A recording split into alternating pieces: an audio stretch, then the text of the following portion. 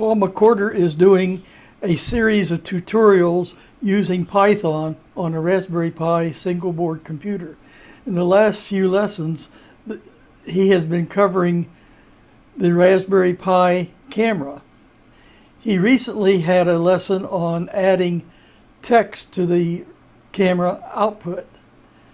In the last lesson, lesson 47, he added boxes, rectangles, and circles to the camera output. As a homework assignment, he wants the viewers to add a rectangle and have it move around the screen. When the rectangle hits the edge of a screen, it should bounce off and keep doing that, and it should bounce all the way around the screen. This is the camera setup with the Raspberry Pi. Notice that it has a flat ribbon cable that's connected to the Raspberry Pi with this CSI, which is a camera serial interface. In lesson 47, Paul starts out by showing his solution to the homework assignment he made in lesson 46. It involved adding text to the camera output. In that text, he wanted the frames per second displayed in the upper left-hand corner. At the start of the code, we again have some libraries that he imported. And then we have the setup for the camera. We have the screen resolution he has set up at 1280 by 720. Then we have to configure the camera. And finally, in line 12, we start the camera. In the following lines, after line 12, he sets up information regarding the text that's going to be displayed, like where, the size, etc. In line 13, he initially sets the frame per second as 0. Then in the loop, we start our calculation. At the beginning of the loop, he gets the start time in what's called epoch time. Epoch time is the number of seconds since midnight on January 1, 1970. He then captures a frame, adds the text, and then he outputs the frame on line 23. Looks to see if the user wants to quit the program. Then after that, he gets the ending time in epoch time. And the time for the loop is the end time minus the start time. To calculate the frames per second, he sets up a low-pass filter where 9/10 of the frames per second value is based on the previous readings, 9/10 of that, and the new reading contributes 1/10. And then we use this destroy to close the frame, the windows rather. And we do this over and over again until the user hits a cue to quit. Now let's see what this does. If I start the camera, you'll see that we have a problem. The camera resolution is bigger than the resolution that's being used by this Raspberry Pi. And you notice that we can move it all the way over. And, well, there's a problem with moving it up because we're at the top of the screen that I can see. So let's quit that and take a look at the current homework section or lesson.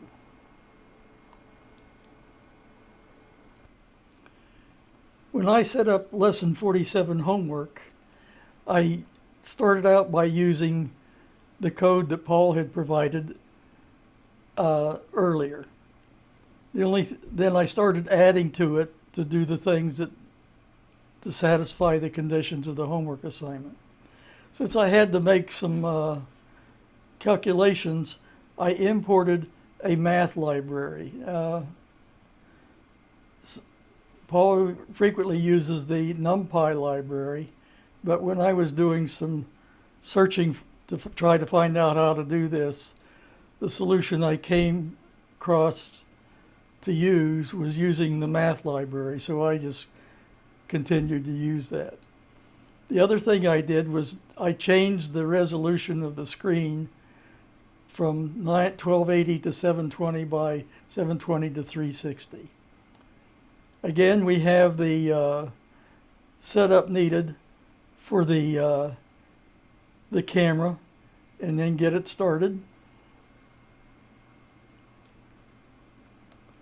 Try to get this screen back where we can see this. The next few lines are from the previous program that we looked at, and then following that down here in line 23, I set up some conditions for the homework solution of lesson 47. Let's start down underneath here, below this at line 25, where I set up the width and the height of the rectangle. I'm using 100 pixels for the width, 50 for the height. I want the rectangle to leave its initial position at 45 degrees. And I'm using what I call a speed, tells how fast this thing is going to move.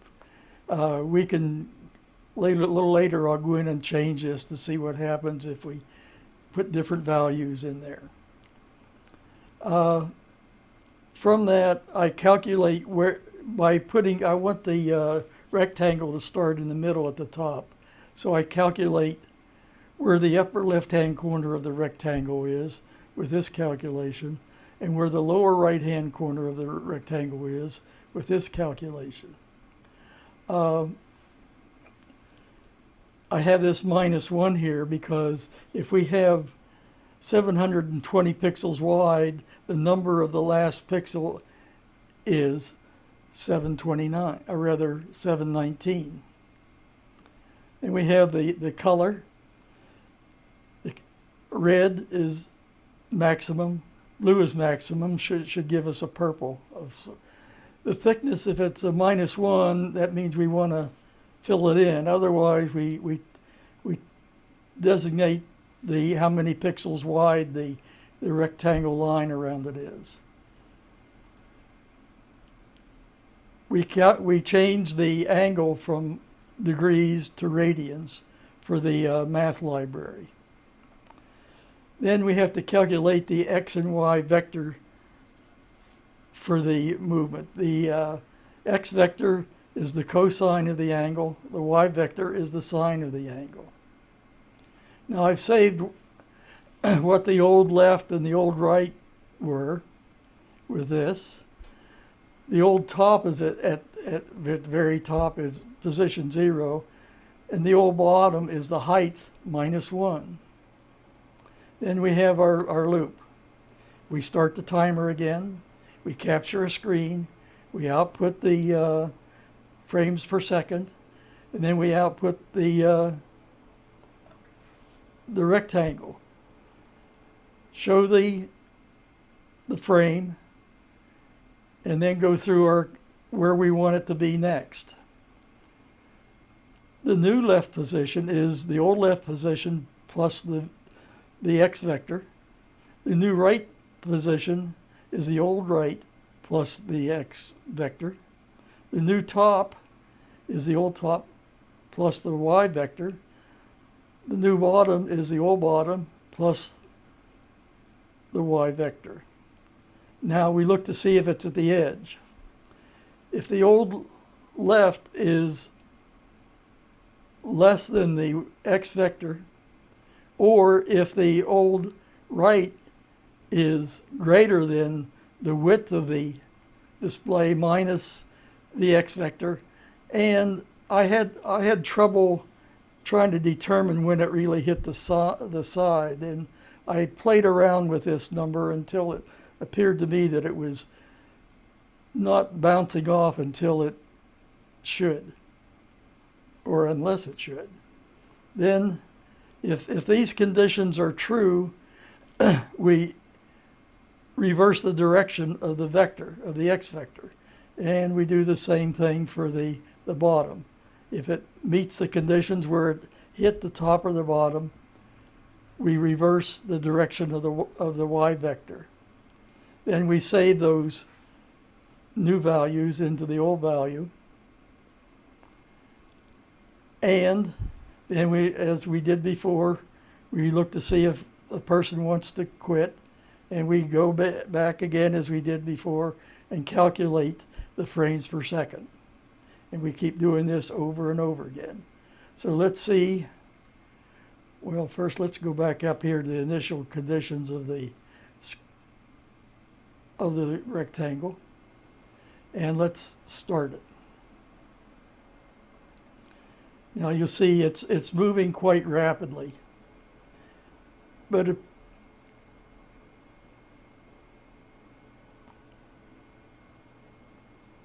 it's hard to tell, if we're really hitting it or not.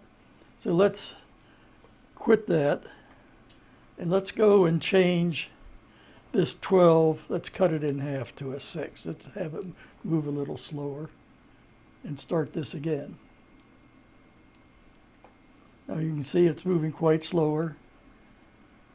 That looks like it's hitting pretty close.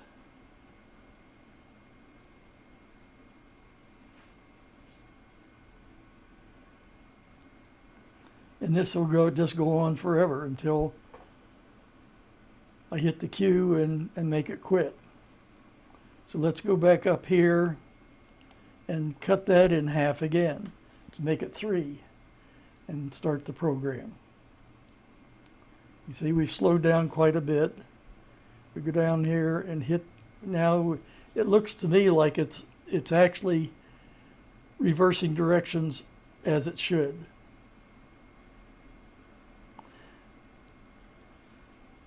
Maybe somebody in a comment to tell me what that value that I had to play with, it's now set at 15, why I had to do that.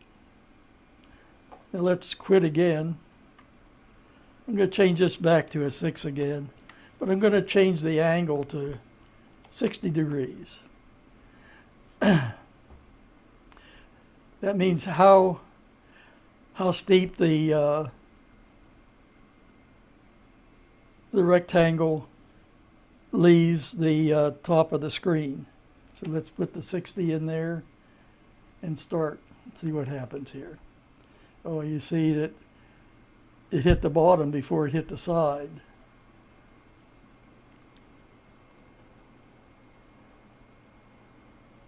So it's hitting at a much steeper angle than it did before.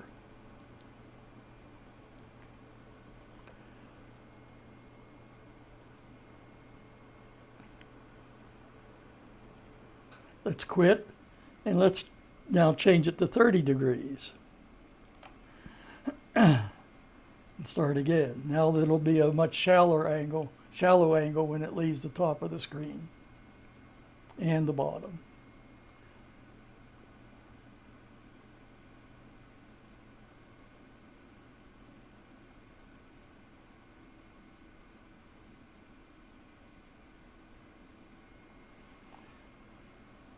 Of course, it's hitting the side at the complement of that, or 60 degrees, I should say.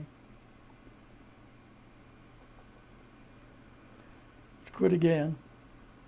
And we can speed it up again to, I set it to a 5 instead of a 6. Let's go back to 12. And let's go back, well, I changed my mind. I'm going to go back to 45 degrees and a speed of 6. Let's see what happens here.